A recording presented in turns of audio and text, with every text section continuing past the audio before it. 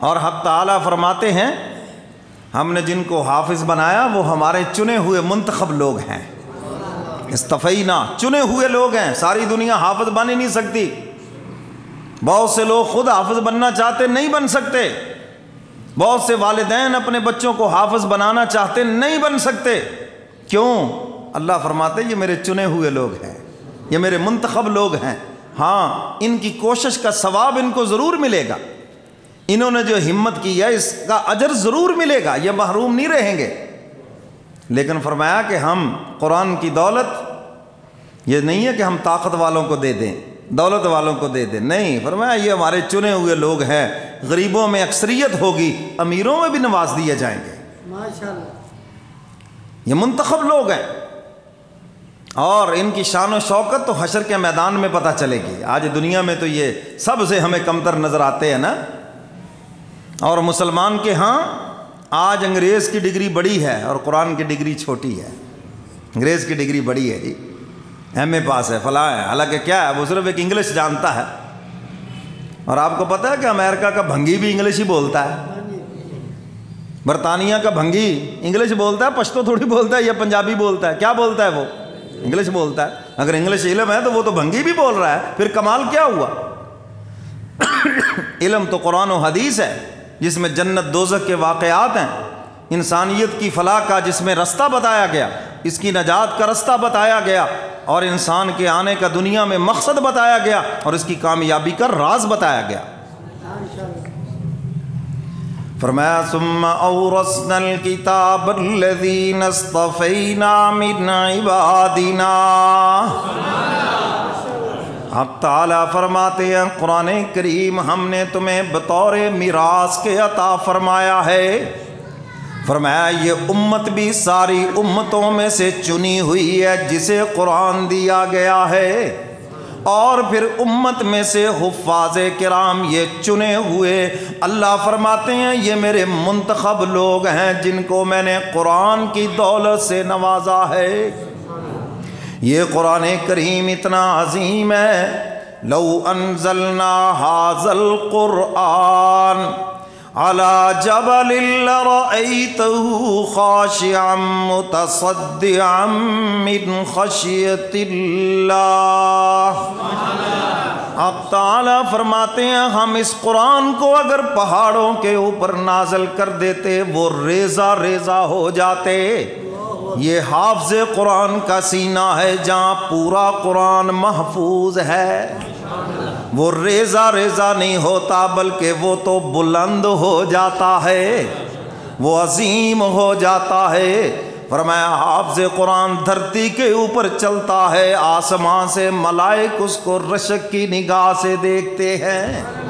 یہ دو جہاں کا سردار سینے کے اندر سمائے ہوئے چل رہا ہے، اور یہ حافظ قرآن کا اعزاز ہے۔ قبر میں جائے گا قرآن یاد ہے، بھولا نہیں، یہ شرط ہے، قرآن یاد ہے، بدعمل بھی ہے، اس کا عذاب قبر معاف ہے، اور اگر یہ باعمل ہے تو دائیں بائیں آگے پیچھے لیٹنے والے بھی چھوڑ دیے جائیں گے۔ یہ اعزاز ہے اس حافظ قرآن کا۔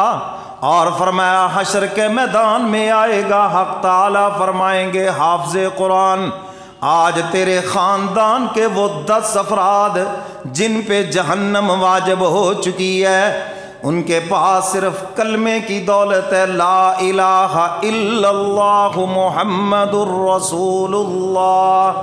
نماز کوئی نہیں، روزہ کوئی نہیں، حج کوئی نہیں، کوئی عبادات نہیں ہے، جہنم واجب ہے۔ حافظ قرآن کو حکم ہوگا آج تیرے پاس جنت کے 10 ٹکٹ ہیں، جس کو بھی ٹکٹ پکڑا ہوگے بغیر حساب کتاب کے جنت میں جائے گا۔ یہ تیرا اعزاز و اکرام ہے۔ اور فرمایا تیرے والدین ان کو ایسا نورانی تاج پہنایا جائے گا جس کی روشنی آسمان کے سورج سے بھی زیادہ ہوگی، اور ان کا بھی کوئی حساب و کتاب نہیں ہوگا۔ لوگ سمجھیں گے انبیاء علیہ الصلوۃ والسلام آ گئے، اولیاء کرام آ گئے، کوئی برگزیدہ شخصیات آ گئیں، پوچھنے پہ پتہ چلے گا کہ یہ تو حافظ قرآن کے والدین آ گئے ہیں۔ اور پھر حافظ قرآن آئے گا، حق تعالیٰ فرمائیں گے آج تو قرآن پڑھتا جا، جنت کی سیڑھیاں چڑھتا جا، جہاں پر آخری لفظ والناس ہوگا وہیں پہ تیرا محل ہوگا۔ اور علماء لکھتے ہیں کہ اس وقت حافظ قرآن جنت الفردوس میں پہنچ چکا ہوگا۔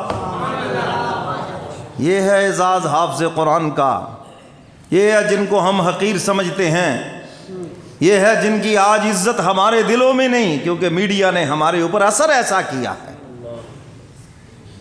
ہمارے ذہنوں میں ایم اے کی اہمیت بٹھا دی، انگلش مین کی اہمیت بٹھا دی، ڈاکٹر اور انجینئر کی اہمیت بٹھا دی، اور جو حافظ قرآن جو عظمت والا ہے اس کی اہمیت کم کر دی۔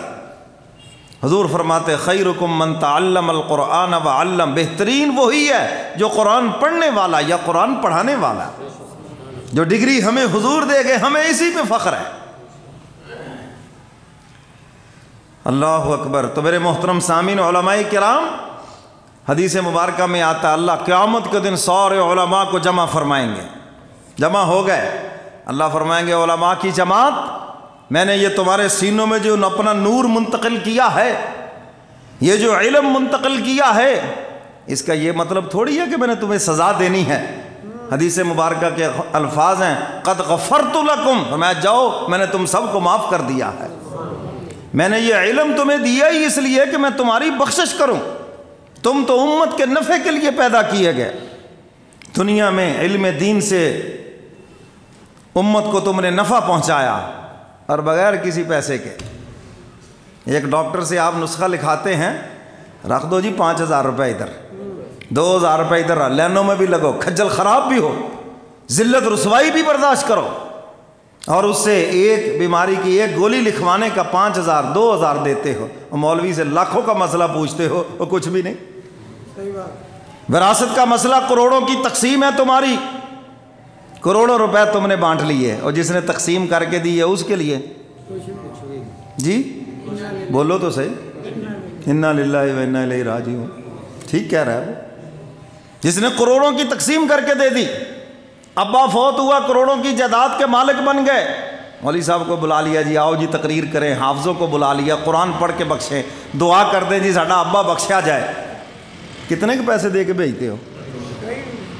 مینوں تو کوئی مائی دا لال نہیں ٹکریا، جے تھانوں ٹکریا تو دس دیو، کیوں جی عرب والا کی کوئی گلی نہیں جہاں ہم نے تقریر نہیں کی، ہمیں تو کوئی ویلا نہیں، باتیں بڑی کرتے ہیں، باپ کے کروڑوں کی جائیداد کے مالک بن گئے، دعا کے لیے مولوی کو بلایا، دعا کے لیے حافظوں قاریوں کو بلایا، اور ان سے تو کوئی نہیں کسی نے کہا چلو جی ساری جائیداد کا 1% ہی ان کو دے دیں۔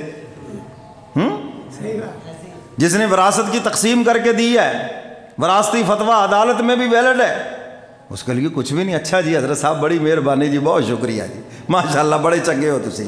میں نے کہا یہ بڑے چنگے ہو ماشاءاللہ، کس بازار میں بکتی ہے ہمیں بھی بتا دو۔ تو حق تعالیٰ فرمائیں گے علماء کی جماعت تم امت کے نفع کے لیے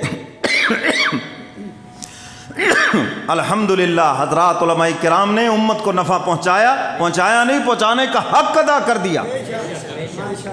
آج کوئی بندہ نہیں کہے گا مسئلے کی ضرورت ہے مولوی نہیں ملا، کوئی بندہ نہیں کہے گا تراویح پڑھنی ہے حافظ نہیں ملا، کوئی بندہ نہیں کہے گا نمازیں پڑھنی ہے امام نہیں ملا، کوئی نہیں کہے گا جمعہ پڑھانا ہے خطیب نہیں ملا۔ الحمدللہ وافر مقدار میں موجود ہیں، اور مطالبہ بھی کوئی نہیں ہے، جو مل گیا شکر الحمدللہ، ایسے صابر شاکر مل گیا شکر الحمدللہ، بس کوئی گلہ شکوہ بھی نہیں ہے۔